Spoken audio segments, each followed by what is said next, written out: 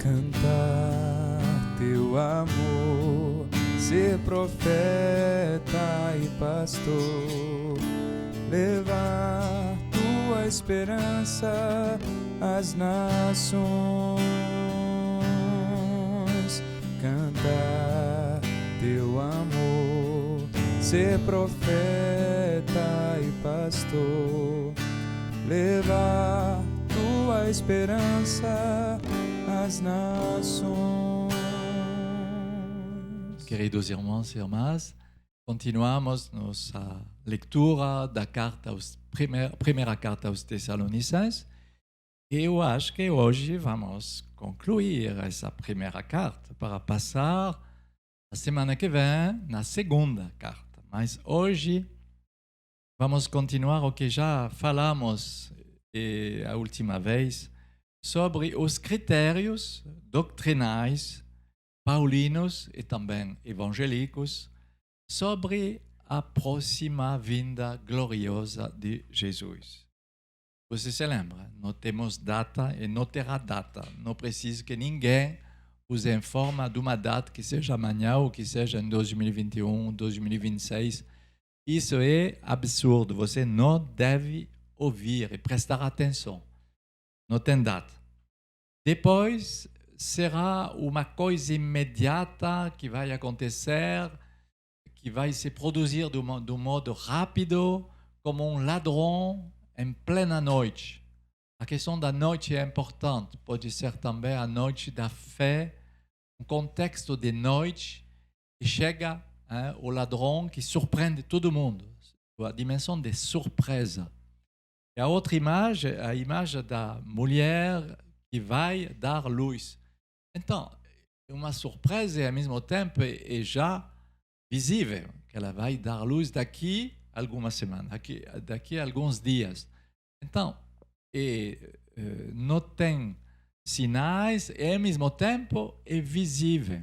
Então, é muito interessante de ver esses paradoxos, que a Sagrada Escritura, que seja os Evangelhos, que seja as cartas paulinas, sublinha.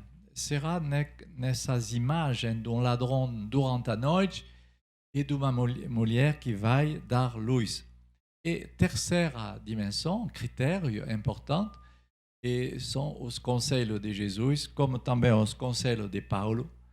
Devemos ser pessoa, homem e mulher, de esperança, de vigilância, que são prontos e que esperam a volta de seu mestre, e que são unidos a ele como amigos. Ser em Cristo significa isso, unido a Cristo, de modo que quando ele vai voltar, finalmente será uma surpresa, uma grande, uma imensa alegria, e ao mesmo tempo não será uma coisa estranha, porque seremos unidos a ele em qualquer mistério de sofrimento luminoso, glorioso, gozoso que podemos viver com ele cada dia.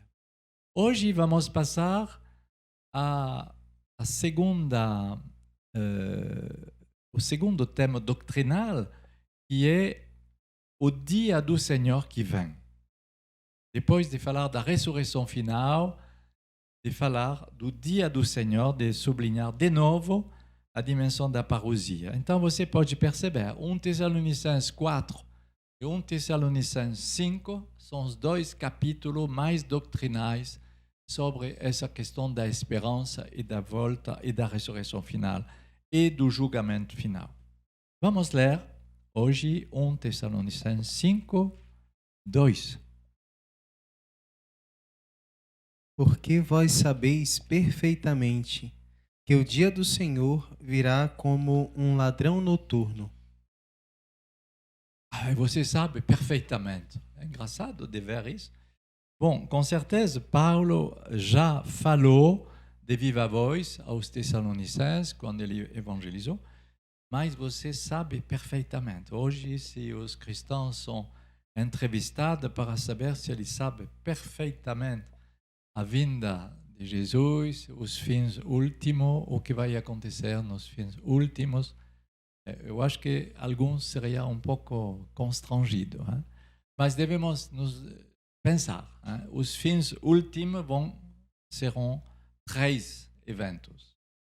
A parousia, a vinda gloriosa de Jesus, que será vista do Oriente ao Ocidente. Segundo, vai corresponder à ressurreição geral, né, dos mortos, aqueles que morreram em Cristo.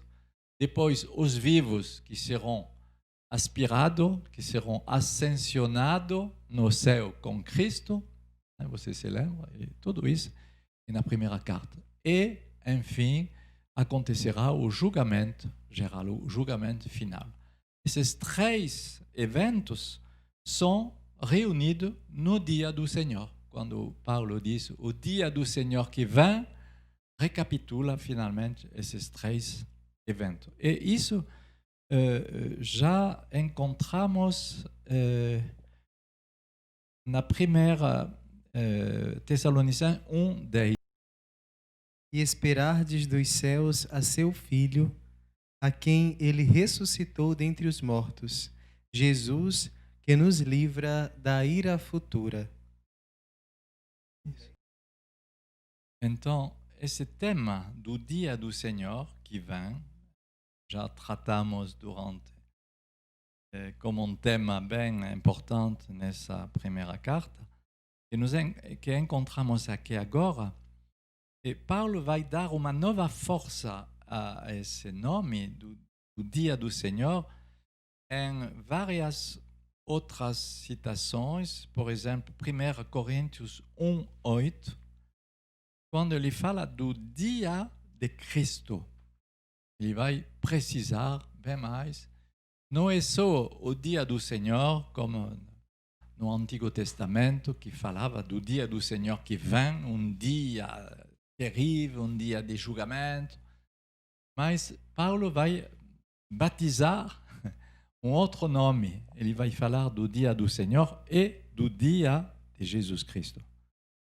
É ele também que vos fortalecerá até o fim, para que sejais irrepreensíveis no dia de nosso Senhor Jesus Cristo. Voilà. No dia de nosso Senhor Jesus Cristo.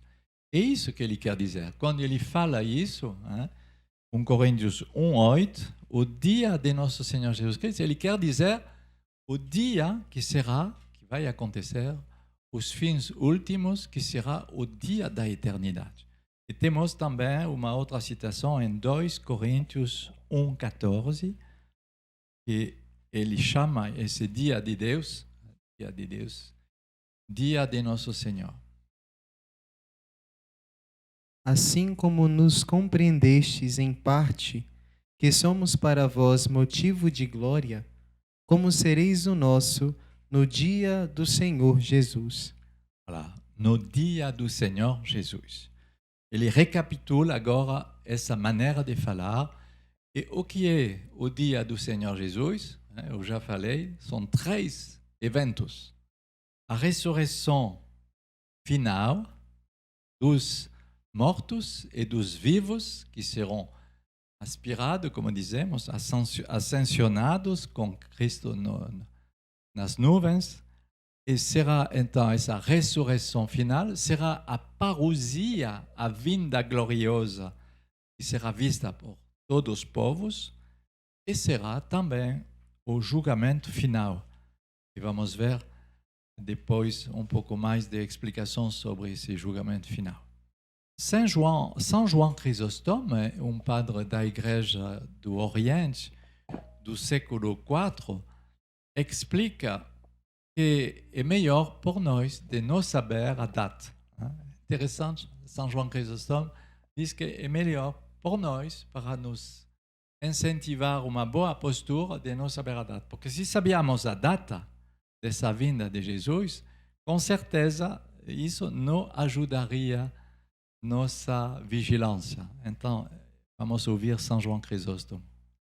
Ninguém jamais teria cultivado a virtude durante toda a vida, se aquele dia fosse conhecido e não oculto.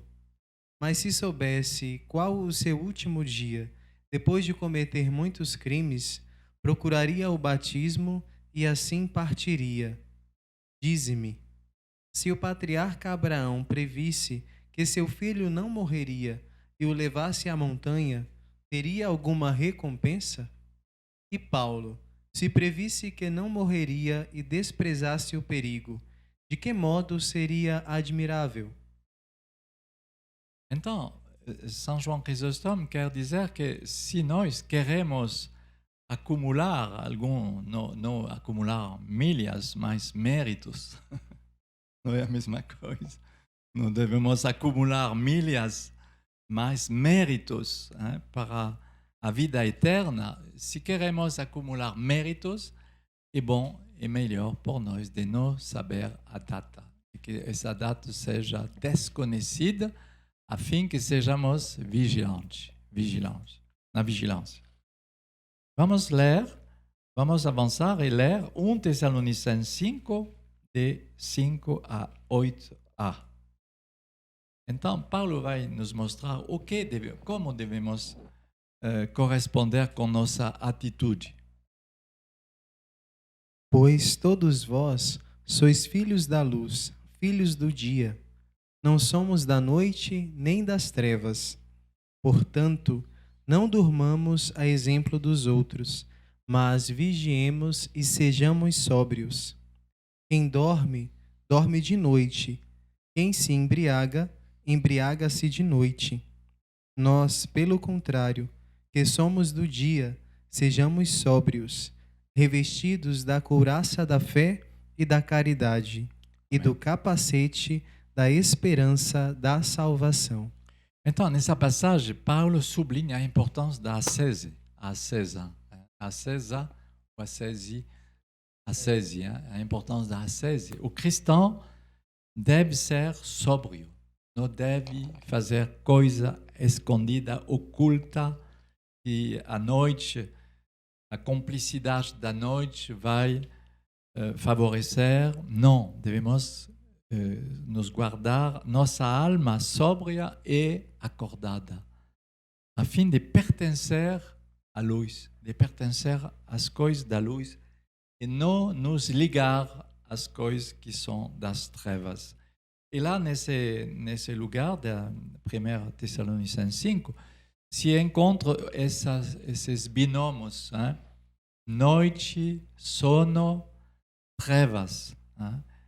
Noite, sono, trevas, que tem uma dimensão muito negativa, que é favorável ao pecado, favorável às paixões, e do outro lado, dia, vigia, sobriedade.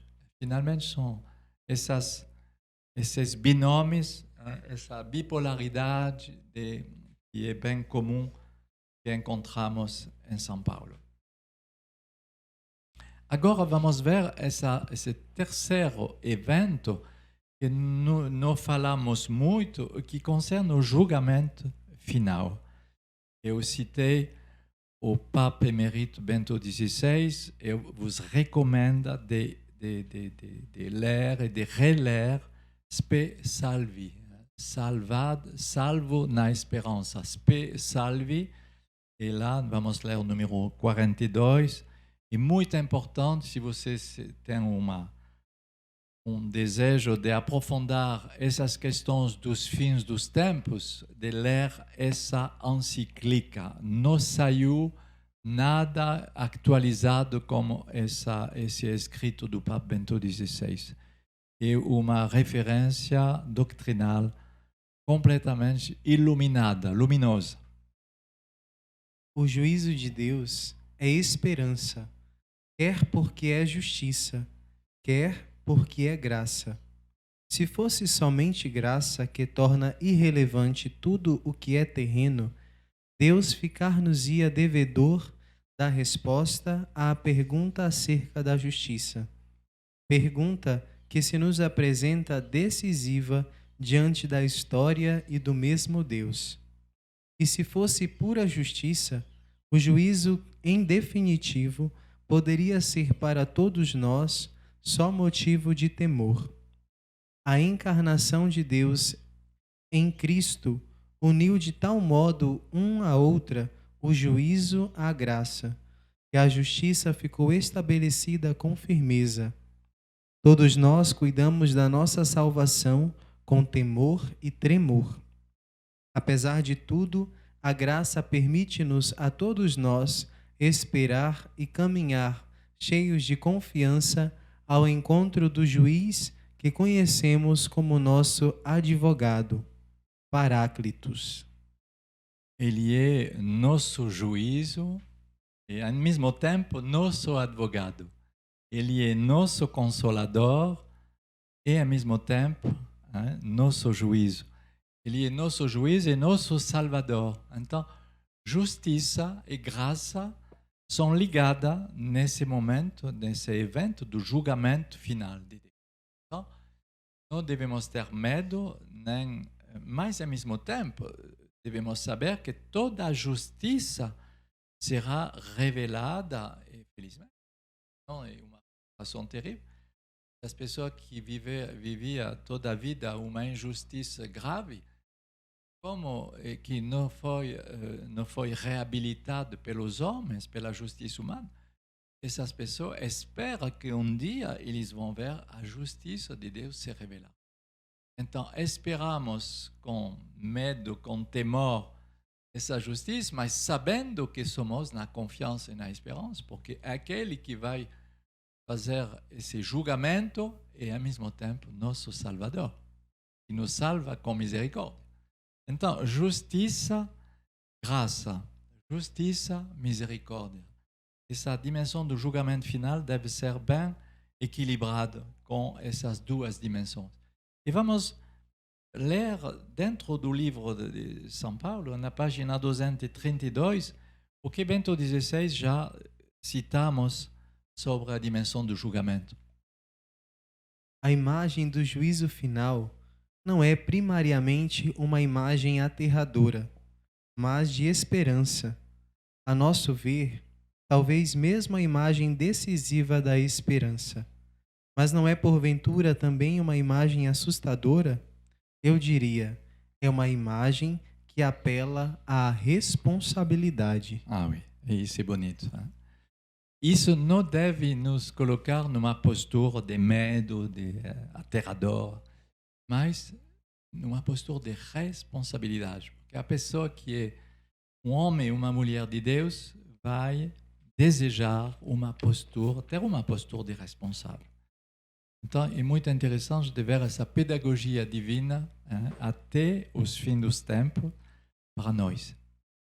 Depois, se continuamos, vamos ler agora o parágrafo número 11, que é na página 244, que nos diz que devemos revestir as armas espirituais. Revestir as armas espirituais. Vamos ler 1 Tessalonicenses 5, 8b às 11, versículo 11. Revestidos da couraça da fé e da caridade e do capacete da esperança da salvação. Portanto, não nos destinou Deus para a ira, mas sim para alcançarmos a salvação, por nosso Senhor Jesus Cristo, que morreu por nós, a fim de que nós, na vigília ou no sono, vivamos em união com Ele. Consolai-vos, pois, e edificai-vos mutuamente, como já fazeis. Então, essa imagem é interessante, é uma imagem do soldado, do combatente, que finalmente corresponde ao cristão que toda a sua vida vai dever enfrentar e encontrar o combate. A vida cristã não será uma vida de tranquilidade instalada, de conforto instalado, mas será sempre uma vigilância de combatante. E por isso que Paulo vai dizer, devemos se revestir da couraça da fé e da caridade, com o capacete da esperança da salvação. Interessante essa imagem. Hein? Essa imagem, conhecemos também essa imagem na no trecho do combate espiritual, Efésios 6, 10 a 17. Podemos ouvir essa referência que eu citei lá no livro, a página 245, porque é a mesma imagem que Paulo utiliza nos dois lugares. Finalmente, fortalecei-vos no Senhor. Finalmente, fortalecei-vos no Senhor e na força do seu poder. Revesti a armadura de Deus, para poderdes resistir às insídias do diabo. Pois o nosso combate não é contra o sangue nem contra a carne, mas contra os principados, contra as autoridades, contra os dominadores deste mundo de trevas, contra os espíritos do mal que povoam as regiões celestiais. Por isto, deveis revestir a armadura de Deus, para poderdes resistir no dia mau e sair firmes de todo o combate. Portanto, ponde-vos de pé e cingi os rins com a verdade, e revesti-vos da couraça da justiça, e calçai os pés com o zelo para propagar o evangelho da paz, empunhando sempre o escudo da fé, com o qual podereis extinguir todos os dardos inflamados do maligno. E tomai o capacete da salvação e a espada do Espírito, que é a palavra de Deus. Na carta aos Efésios o equipamento é mais completo que na primeira Tessalonicenses. Primeira Tessalonicenses ele fala só da couraça da fé, da caridade, do capacete da esperança da salvação. E lá, Efésios ele desenvolve mais a armadura, a couraça, a espada, as sandálias, todo o equipamento. Então, é interessante de ler essas e de volta nas cartas paulinas. E também de mencionar a referência às virtudes teologais, fé, esperança, caridade, que nós vimos no início da carta, quando começamos a meditação, o início da carta, 1 Tessalonicenses 1, 3, se eu não me engano, 1 Tessalonicenses 1, 3, fala das virtudes teologais. E lá, agora, fala de novo da fé, da esperança, da caridade, no final da carta. Mas vamos ver que essas coisas de luz, trevas, revestido, nu, são binômios também que podemos sublinhar, que com certeza faz parte de uma catequese batismal na época de Paulo. Que você não seja mais nu, mas revestido. Que você não seja mais trevas, mais luz. Que você não seja mais no sono, dormindo, mas que você seja na vigilância. Então, é muito importante de ver essas referências que são, com certeza, de catequeses batismais. E vamos ler agora o que São João Crisóstomo faz também com uma leitura sintética da vigilância e da sobriedade. João Crisóstomo. Ok, pode ler então São João Crisóstomo. Não basta vigiar e ser sóbrio, mas importa também possuir armas. Pois, embora alguém seja vigilante e sóbrio, se não tiver armas, logo os ladrões o liquidam. Então, vigilância, sobriedade e armas espirituais. Não são, e São Paulo vai dizer na segunda carta aos Coríntios, nossas armas não são carnais, mas elas são espirituais, porque ela tem poder de fazer destruir pensamentos orgulhosos que se elevam contra a revelação de Deus. 2 Coríntios, deve ser capítulo 7 da segunda carta aos Coríntios. Essas armas espirituais. E depois, ele também desenvolve essa dimensão da ressurreição final, na primeira carta aos Coríntios 15, 54 a 58. Quando, pois, este ser corruptível tiver revestido a incorruptibilidade, e este ser mortal tiver revestido a imortalidade, então cumprir-se-á a palavra da Escritura: a morte foi absorvida na vitória. Morte, onde está a tua vitória? Morte, onde está o teu aguilhão? O aguilhão da morte é o pecado, e a força do pecado é a lei. Graças se rendam a Deus, que nos dá a vitória por nosso Senhor Jesus Cristo. Assim, irmãos bem-amados, sede firmes e inabaláveis, fazei incessantes progressos na obra do Senhor, cientes de que a vossa fadiga não é vã no Senhor. Então, é muito interessante essa referência na 1 Coríntios, porque revestido, como dizemos, não seremos nu, mas seremos revestidos. E Paulo vai dizer, seremos revestidos de imortalidade. Então, a imortalidade, a vida eterna vai se encaixar, e isso que será a nossa ressurreição final. Seremos revestidos do corpo celeste de uma maneira definitiva. Ele chama isso a roupa de imortalidade. Então, isso nos faz pensar, ok, quando recebemos o vestido de imortalidade? Eu pergunto, quando recebemos esse vestido?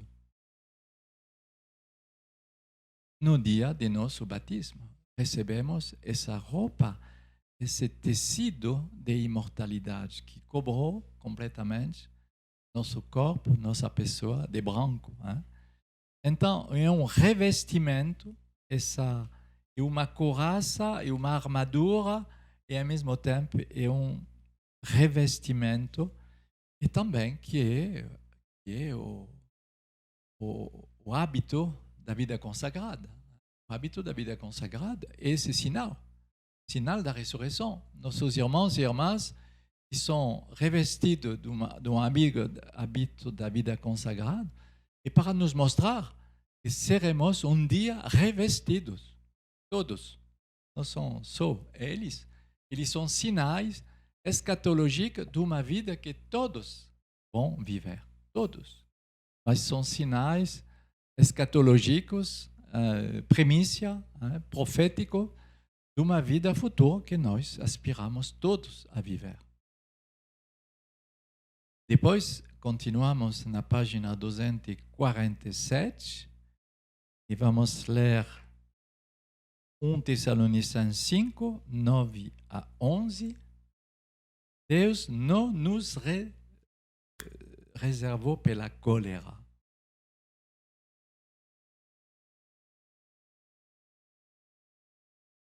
Portanto, não nos destinou Deus para a ira, mas sim para alcançarmos a salvação por nosso Senhor Jesus Cristo, que morreu por nós, a fim de que nós, na vigília ou no sono, vivamos em união com Ele.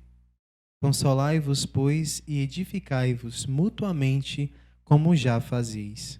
Então, é muito cheio de esperança essa palavra. Deus não nos destinou a ser pessoa, a ser corrigido o tempo inteiro, a receber bronca e receber não sei o que, você fez errado. Não, Deus não nos destinou a essa vocação. Deus nos destinou à salvação. E não é uma fatalidade, é a palavra que é utilizada lá, que em relação com a cólera divina, que já vimos durante o percurso dessa carta, a palavra grega titemi, Deus não nos destinou, titemi, na cólera. Deus nos destinou à salvação. Deus não quer nos fazer puxado de orelha todo o tempo inteiro, Deus não quer nos corrigir o tempo inteiro.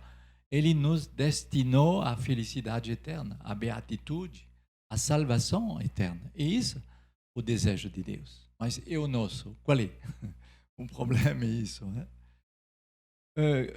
Eu citei na página 247 uma palavra interessante de Jorge Mario Bergoglio, antes que ele seja o Papa Francisco, que ele faz um comentário interessante sobre a cruz, que é nosso sinal.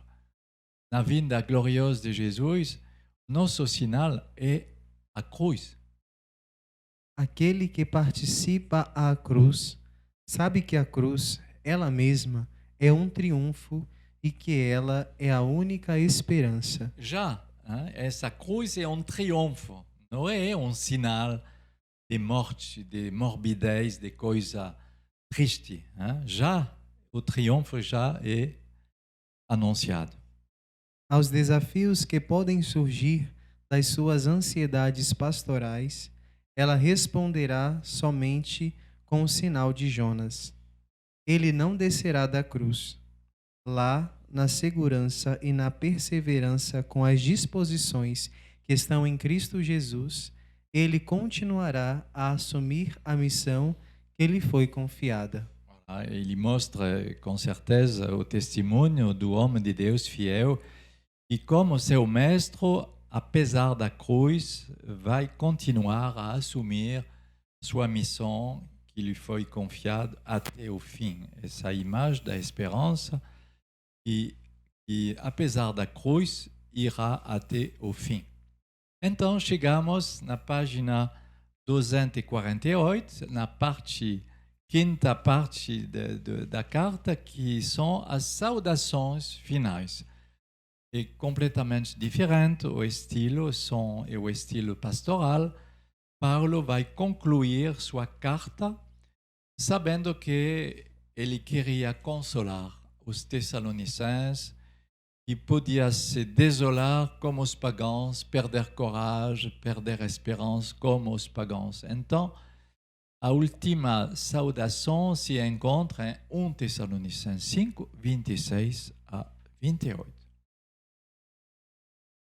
Saudai a todos os irmãos com ósculo santo. Conjuro-vos no Senhor que esta carta seja lida a todos os irmãos. A graça de nosso Senhor Jesus Cristo esteja convosco. Amém. E a saudação final, muito bonita, de Paulo.